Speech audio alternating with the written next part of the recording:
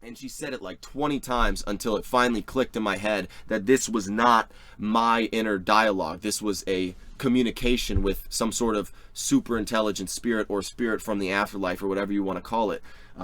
It was not my inner dialogue. What's going on, everybody? My name is Kenny DeKnight, and this is DeKnight Dimension. And today I want to talk to you guys about an experience that I actually had last night.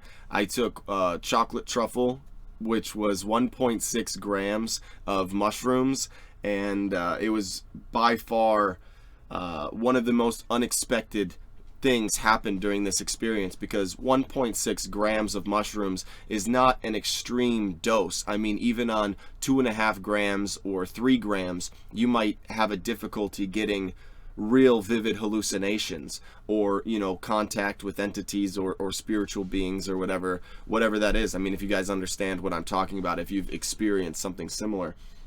So to have something like this happen on 1.6 grams of mushrooms really caught me off guard, and that's how I know for a fact that it wasn't just something happening in my imagination, or something coming from, just being tripping out, that it was an actual communication with some sort of spirit, with some sort of being that has existed before. And it was definitely a crazy vision. So I want to start off with talking to you guys about getting the mushroom truffle, eating the truffle, and then coming home, basically going through the normal routine of everything, like getting everything out of your stomach, kind of fasting a little bit beforehand, but then eating the truffle and laying down a lot in the beginning of the experience, because this is what I look for. These are the things that I enjoy the most about the psilocybin experience, especially at higher doses, is that you do have some sort of communication with an intelligence, or an entity, or a spiritual being of some sort, and so when I start off my experiences, I always start in the beginning by looking behind my eyelids, laying down, meditating, really breathing, as much as I can, until I know that it's fully kicked in, that the mushroom is fully turned on, so to speak.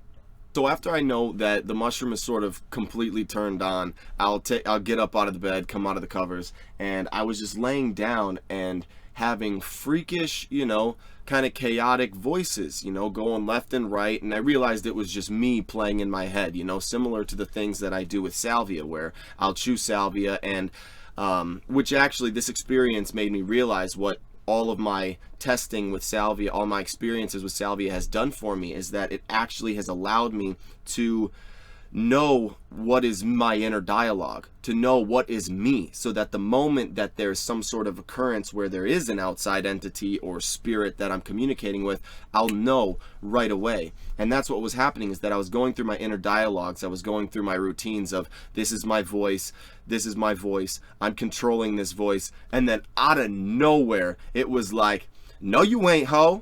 I was like, whoa, like, it wasn't like that, but it was basically like playing around with me, like, no you ain't, ho. You think you're controlling this shit? And it was kind of like messing with me a little bit, and I wasn't really kind of paying attention, because I was just going left, and it was really chaotic.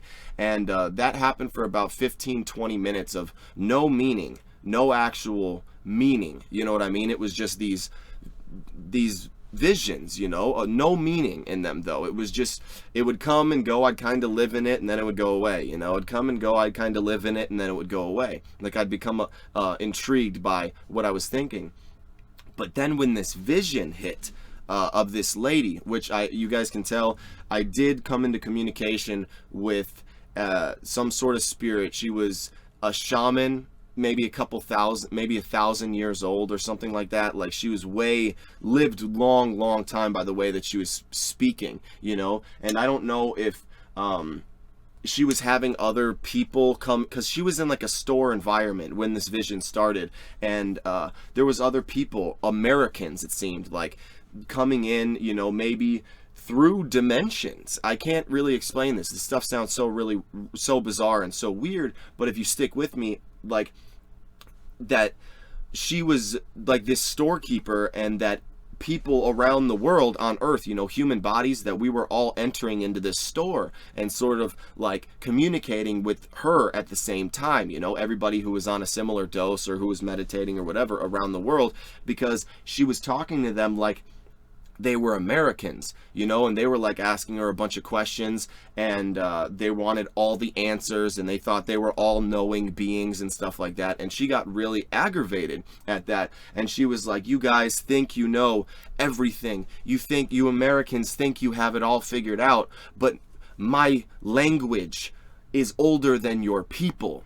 My language is older than your people. You know, like she was saying that the language she spoke, whatever it was, Chinese or Arabic, I don't know what she spoke, but whatever language she spoke, it existed for thousands of years, way longer than America or, you know, Americans have been around. I think American, the coin was termed, or the term was coined in like 1536 or something like that, and the actual America, I mean 1776.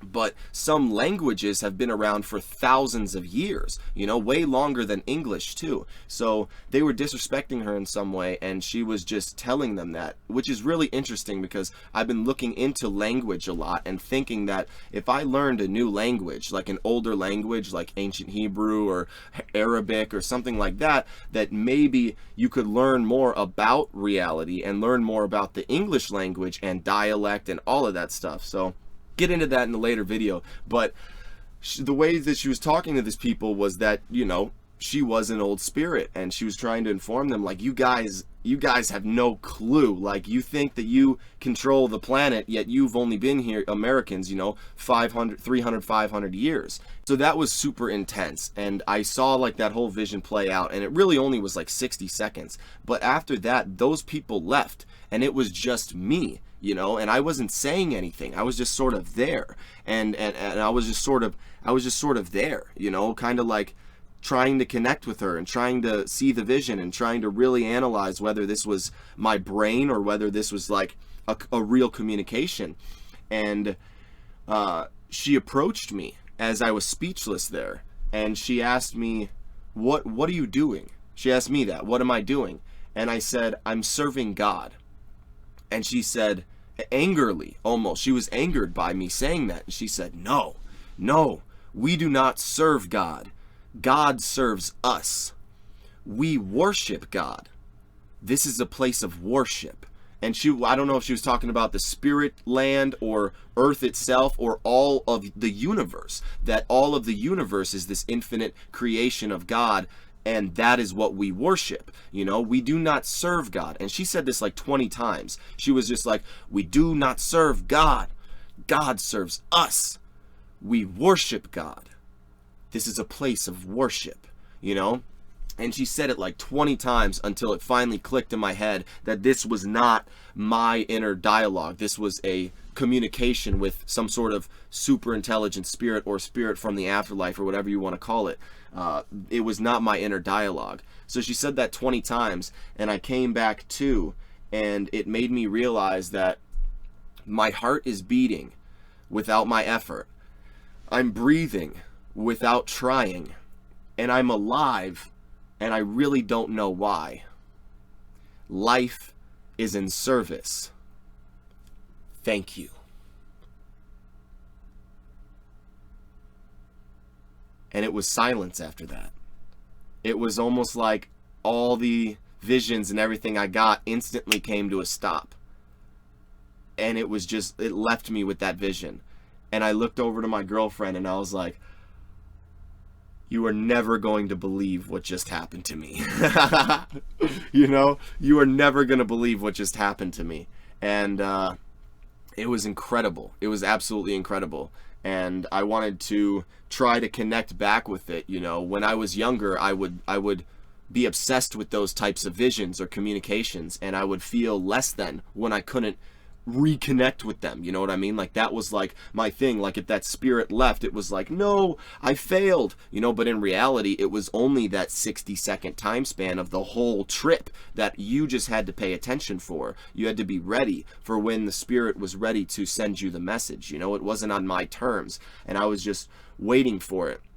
But like I said, when I was younger, I would have identified that with something like, you know, communication with the super intelligence. And when it left, it was like I failed my mission, or like I didn't do it correct, you know what I mean? But in reality, like I said, it was only that vision time span.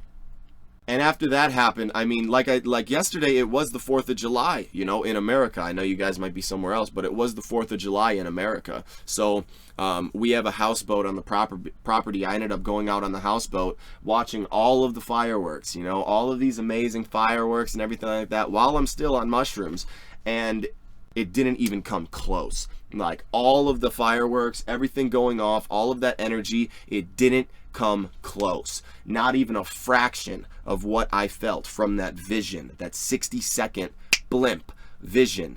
It still stuck with me to the point where, look at how long this video is, because I felt it that real. It was so much more realer than any of the external things that were going on. This one little thing that happened was bigger than everything the rest of that night.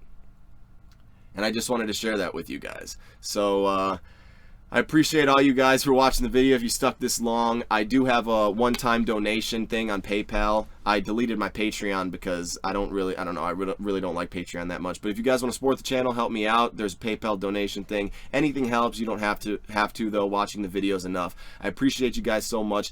Dab on the motherfucking haters. Shout out Tupac. I appreciate y'all. Like, comment, subscribe, YouTube Spiely stuff, and I'll catch you guys next time. Thanks for watching. Yeah, that was kind of awkward, but peace.